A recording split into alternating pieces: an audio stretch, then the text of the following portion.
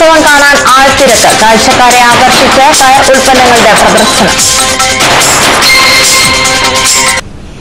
കച്ചവടക്കാരെ കൊണ്ട് മിന്നുതിരിയാൻ സ്ഥലം ഇല്ലാതിരുന്ന കോഴിക്കോട് വലിയങ്ങാടിയിലെ കൊപ്ര വിപണിയെ ജനങ്ങൾ കൈവിടുന്നു. വിപണിയിലെ ഇടിവും തൊഴിലാളിക്ഷാമവും പാണ്ടികശാലകളെ നിർജീവമാക്കുകയാണ്.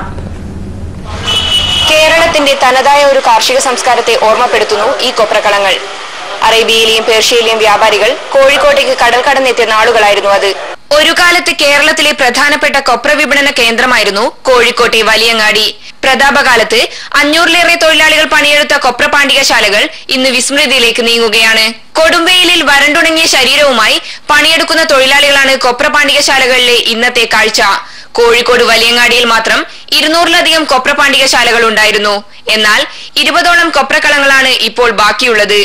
കോഴിക്കോട്ടെ കൊപ്ര വ്യവസായത്തിന്റെ പഴയകാല പ്രതാപം അഭിമാനത്തോടെ ഓർക്കുന്ന തൊഴിലാളികൾ ഇപ്പോഴുമുണ്ട്.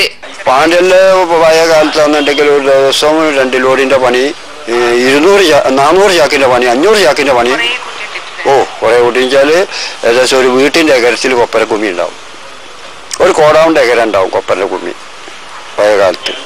ഇന്നതേ സ്ഥാനത്ത് നിലത്ത് പരന്നെടുക്കുന്ന കൊപ്പരേ ഉള്ളൂ. തൊഴിലാളിക്ഷാമവും വിലയിലെ തുടർച്ചയായ വ്യതിയാനവുമാണ് കൊപ്ര വിപണി ഇന്ന് നേരിടുന്ന പ്രധാന പ്രതിസന്ധി. പണ്ട് പല ദിക്കുകളിൽ നിന്നും കോഴിക്കോട്ടേക്ക് കൊപ്ര തിരയാൻ തൊഴിലാളികൾ എത്തുമായിരുന്നു. കൊപ്ര ബസാർ എന്നത് പേര് മാത്രമായതോടെ പലരും പണി ഉപേക്ഷിച്ചു പോയി. പണ്ടൊക്കെ നമ്മൾ സാധനം വാങ്ങിയാൽ അന്നേരം തന്നെ എടുക്കാൻ ആളുണ്ടായിരുന്നു.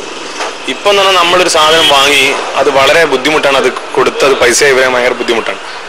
ഈ വാങ്ങുന്ന ആള് പല തമിഴ്നാട്, ശ്രീലങ്ക അങ്ങനെ കണ്ട സ്ഥലങ്ങളിൽ നിന്നൊക്കെ വാങ്ങി ഇതിന്റെ ഡിമാൻഡ് കുറഞ്ഞു. അതാണ് വടകര, പേരാമ്പ്ര, മലപ്പുറം തുടങ്ങിയിടങ്ങളിൽ കച്ചവടം ആരംഭിച്ചതും കോഴിക്കോട്ടെ കൊപ്ര വിപണിക്ക് തിരിച്ചടിയായി. തമിഴ്നാട്, ശ്രീലങ്ക എന്നിവിടങ്ങളിൽ നിന്നും കുറഞ്ഞ വിലയ്ക്ക് കൊപ്ര എത്തിയതും വിപണിയെ ബാധിച്ചു. ഇനി എത്രനാൾ ജോലിയുണ്ടാകുമെന്ന ആശങ്കകൾക്കിടയിലും തൊഴിലിനോടുള്ള ആത്മാർത്ഥത കൈവിടാതെ ഇവിടെ എത്തുന്ന തൊഴിലാളികളാണ് കോഴിക്കോട്ടെ വിപണിയുടെ ബാക്കി പത്രം. ക്യാമറമാൻ ഷിജിൻ നരിപ്പറ്റയ്ക്കൊപ്പം ശ്വേത ഷാജി, ഇന്ത്യ വിഷൻ.